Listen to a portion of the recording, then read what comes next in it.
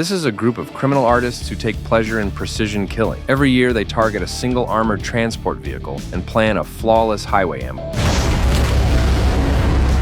If they don't pull off one perfect crime a day, they feel restless. But if you think these professional robbers are already terrifying, you'd be wrong. Because the armored courier they hunted this time was no ordinary guard. He could accurately return fire with just a handgun while trapped in a web of gunfire on a bridge. He could also turn a bottle of alcohol into a Molotov cocktail when the vehicle cabin became a gas chamber.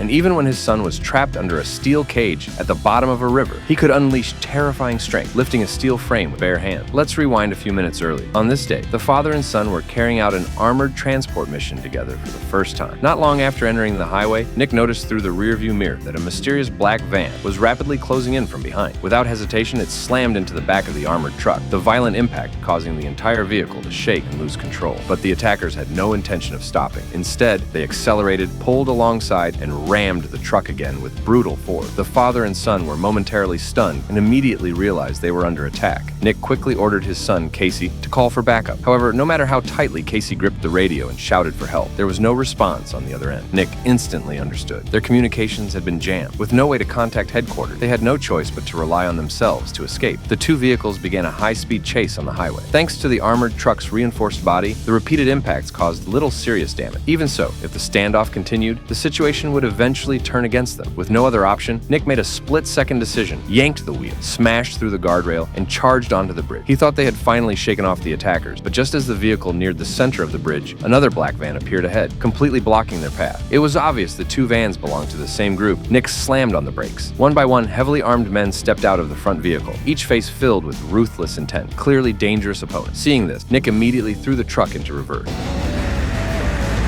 The attackers, however, showed no urgency at all as the armored truck slowly backed away. There was no doubt this was the same group of criminals.